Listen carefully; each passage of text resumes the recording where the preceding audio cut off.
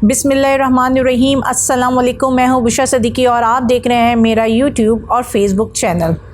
आज supreme court में भी कुछ अहम समातें थीं और अभी भी जारी हैं। पहली समात थी लेवल प्लेइंग फील्ड के हवाले से जो पीटीआई ने दायर की हुई थी और जिसको फ़ाइज़ ईसा साहब हेड कर रहे थे। अब हम काफ़ी अरसे से जब से ये लाइव स्पेशली शुरू हुआ है दिखाना, तो पता चलता जा रहा है क्या तमाशा लगता है। हमारे इतने जिनको हम इतने ज़्यादा पैसे दिए जाते हैं, हमारे पैसों से वहाँ पे बिल्डिंग्स बनी हुई है, उस बिल्डिंग के अंदर बैठे हुए लोग कितनी छोटी छोटी बातें करते हैं, आज हमें दिखाई दे रहा है। फ़ाइज़ ईसा साहब के बारे में हम पहले भी बताते रहे हैं और आज से नहीं बता रहे, वो बने भी नहीं थे, हम तब से बता रहे थे कि इस शख्स की क्रेडिबिलिटी हमेशा से डाउटफुल थी। जब से इसको चौधरी इफ्तिखार साहब ने, जो जस्टिस थे पाकिस्तान के और उनके भी हिस्ट्री सभी को पता है, जब उन्होंने इनको डायरेक्ट बलोचिस्तान के जस्टिस बना दिया था हाई कोर्ट का, उसके बाद से लेकर अब तक इनके जितने भी फैसले हैं और उन फैसलों से आपको साफ साबित होता है कि क्यों जो नून लीग है वो फ़ाइज़ ईसा का इतनी शिद्दत से इंतज़ार कर रही थी। चाहे वो हुदैबिया केस हो जाए या मुशर्रफ के केस में उनके कुछ बयानात हो जाए, सब ये साफ जाहिर कर रहे थे कि ईसा साहब किसकी तरफ झुकाव रखते हैं। फिर इन्होंने अभी पिछले दिनों जो चल रही थी समात, उसमें कहा था जो काफिर होता, मुनाफिक होता है, वो काफिर से ज़्यादा बुरा होता है। तो अब आप मुनाफिकत की हद देख लीजिए। फ़ाइज़ ईसा साहब बहुत, जिसे कहते हैं ना, मौदबाना तरीके से मैं बात कर रही हूँ कि ये क्या मुनाफिकत नहीं है कि जब कोई और बंदा किसी पार्टी की बात करता है तो आप कहते हैं मेरी अदालत में सियासी बातें नहीं होंगी, किसी भी केस को सियासी रंग ना दिया जाए।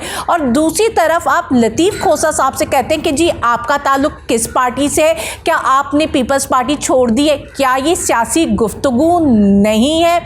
मियाँ साहब का नाम आए तो आप खामोशी थाम लेते हैं, जबकि किसी दूसरी पार्टी का जो सियासी लीडर होता है उसके बारे में आप तंज़ करने का मौका ज़ाया नहीं करते हैं। तो यहीं से आपकी मुनाफिकत सामने आ जाती है और फिर आप ही के बकौल के मुनाफिक काफिर से ज़्यादा बुरा होता है। लेकिन दूसरी तरफ पीटीआई की जो वकला टीम है उस पर भी बहुत बड़े बड़े सवाल उठ रहे हैं। हमने अपने पिछले व्लॉग में भी यही बात की थी, हम अभी भी बात कर रहे हैं कि केस प्रेजेंट करने का एक तरीका होता है। हमने भी केसेस प्रेजेंट किए में टैक्स लॉ में, और हमें पता है कि हम हर चीज़ को डॉक्यूमेंटेड करते थे। तो अगर कोई पेपर हमारा रह जाता था, जो हमारे सीनियर होते थे तो वो हमें डांटते थे कि वहाँ पे जाकर उनके पास इतना टाइम नहीं है कि वो आपकी इतनी लंबी चौड़ी तकरीर सुनेंगे, आप टू द पॉइंट और जो भी आपकी एविडेंसेस है वो अटैच कीजिए इसके साथ। पूरी बाकायदा एक फाइलें बनती थी, तैयार होती थी। तो मुझे नहीं समझ आता कि पेपर वर्किंग के बिना किस तरह आप जाकर दलाइल दे रहे हैं। बोलना अलग होती है, लेकिन जब आप जज के पास कुछ प्रेजेंट करते हो तो आप डॉक्यूमेंट देते हो, चाहे वो किसी भी शेप में, वो वीडियो शेप में, ऑडियो शेप में आपके पेपर वर्किंग्स होती हैं।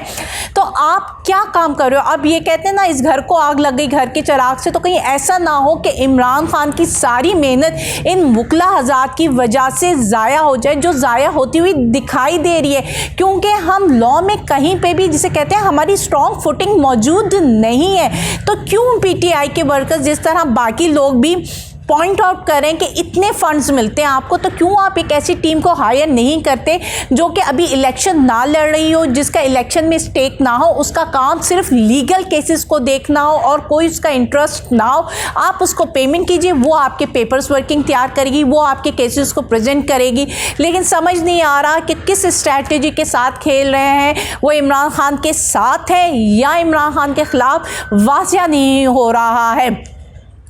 क्योंकि आपको पता है ना कि आगे वाला जज कैसा है, तो आप उसके हिसाब से पेपर वर्किंग तैयार करें। आपको पता है कि आपको किस तरह की प्लेइंग फील्ड दी गई है। आप इमरान खान के खिलाड़ी हो, तो इमरान खान तो फील्ड देखकर भाप लेता था कि अभी अपने फील्डर को किधर खड़ा करना है, तो बॉलिंग कैसी करनी है।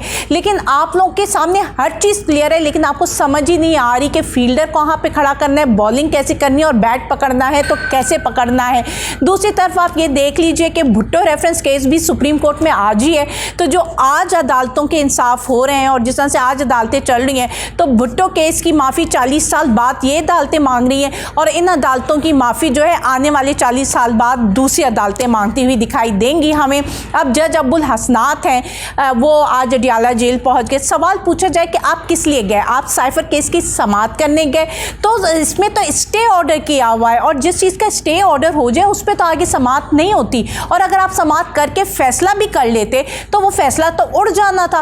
तो फिर आप क्यों गए और वहाँ पे आप गए हैं, टाइम वेस्ट किया है, समाअत मुलतवी हुई है, आवाम के पैसों का पेट्रोल, आवाम के पैसों की गाड़ी में बैठकर आप गए हैं, वहाँ पे सारे वकील आए, तो एक टाइम वेस्ट किया है, साथ साथ लॉजिस्टिक का भी आपने जो आवाम के पैसों का वो भी खर्चा करवा रहे हैं आप लोग, और खाया पिया कुछ नहीं, गिलास तोड़े बाहर आने। अब समाअत तो 11 से पहले हो ही नहीं सकती है क्योंकि उसकी कोई वैलिडिटी ही नहीं होगी। दूसरी तरफ अडियाला जेल में ही 2 अहम केसेस और भी हैं, एक तोशाखाना का केस है और दूसरा 190 मिलियन पाउंड का केस है। तोशाखाना केस में अगर दलाइल मुकम्मल हो जाते हैं ज़मानत के ऊपर तो हो सकता है कि उनको ज़मानत, बुशरा बीबी और इमरान खान को ज़मानत मिल जाए और नहीं भी मिल सकती। ये डिपेंड करता है कि दलाइल आज मुकम्मल होते हैं कि नहीं, क्योंकि फिर ज़मानत का फ़ैसला भी आज ही आ सकता है।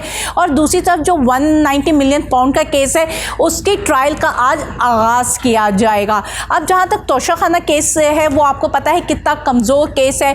पहले जी उन्होंने कोशिश की कि वो अफसरान जो कि कीमत डिसाइड करते हैं कि इस चीज़ की या इस प्रोडक्ट, इस गिफ्ट की क्या कीमत होगी, आपने उनको लेकर आए सामने कि उन्होंने गलत कीमत लगाई है, फिर आपने उनको बेगुनाह करार दे दिया।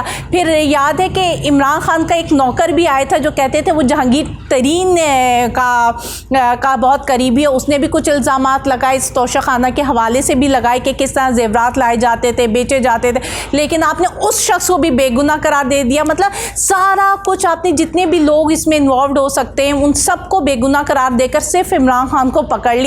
तो इसमें कुछ भी नहीं रखा हुआ इस केस में, इसने भी उड़ जाना है। हाँ, आप देखते हैं उनके पास सिर्फ एक अल कादिर ट्रस्ट केस रह जाता है, उसमें वो आगे किस तरह बढ़ते हैं, क्योंकि जैसे मैंने बताया तोशाखाना का केस कमज़ोर है, कुछ नहीं रखा। और अल कादिर ट्रस्ट केस में भी सवाल ये पैदा होता है कि आप एलिगेशन क्या लगा रहे हो, आप लगा रहे हो कि 190 मिलियन पाउंड कहाँ गए, तो वो तो सुप्रीम कोर्ट में काबीना की मंजूरी से हुए, तो काबीना की मंजूरी का मतलब है कैबिनेट डिवीजन। अब पैसे इमरान खान के पास नहीं गए, कैबिनेट पे नहीं गए, लेकिन सिर्फ इमरान खान को आप ब्लेम कर रहे हो कि उसकी वजह से ये सारा सीन हुआ कि सुप्रीम कोर्ट में पैसे गए। तो फिर वो जितनी कैबिनेट है जिसने इसकी अप्रूवल दी है आप उसको भी सवाल करो। वहाँ पे सब कहते हैं हमें नहीं पता, उस वक्त हो गया था। जिस भी पार्टी जो वहाँ पे बैठा हुआ था ना कैबिनेट में मिनिस्टर, उससे आप पूछो ना, वो आए बाएँ शाएँ करेगा। जो दूसरी पार्टीज़ के हैं, PTI के अलावा पीपल्स पार्टी के भी लोग मौजूद थे, MQM जो इत्तेहादी है, इत्तेहादी थे जिसमें आपके फ़रूख नसीम भी मौजूद थे उस वक्त। तो आप ये देखें जब आप उनसे सवाल पूछते हो ना तो उनके पास कोई जवाब नहीं होता है कि जी अब बिना आंखें बंद करके तो आपने मंजूरी नहीं दी थी ना कैबिनेट में, आपकी भी आंखें खुली हुई थी। तो फिर अगर इमरान खान इसमें कसूरवार है तो पूरी कैबिनेट भी कसूरवार होगी, आपको सबको क्वेश्चन करना पड़ेगा। तो केसेस कमज़ोर है। साइफर का केस में पहले ही सुप्रीम कोर्ट उनको मासूम करार दे चुकी है। तो अब देखते हैं कि आगे क्या होता है, क्योंकि जो गर्दिश कर रही है शहर इक़्तिदार में ख़बर के इंशाल्लाह इसी महीने इमरान खान को ये बाहर लेकर आ जाएंगे। ये लतीफ़ खोसा साहब ने कहा है कि जी इंशाल्लाह हम 15 तक उनको बाहर, इमरान खान बाहर होंगे, और इसी ख़बर को बाकी दूसरे जो ज़रा हैं वो भी कंफर्म कर रहे हैं। लेकिन बेसिस या ग्राउंड क्या बनेंगे, क्योंकि अभी इलेक्शंस होने हैं जो जिन पर कोई बात नहीं कर रहा। इलेक्शन अल्तवा पर हर कोई बात कर रहा है, जितनी भी पार्टीज़ हैं उनकी कोई कैंपेन नहीं है, वो कहीं पे भी ऑन ग्राउंड नज़र नहीं आ रही हैं इस इलेक्शन पर काम करती हुई। लेकिन इलेक्शन अल्तवा पे काम करते हुए सारे लोग बहुत एक्टिव हैं।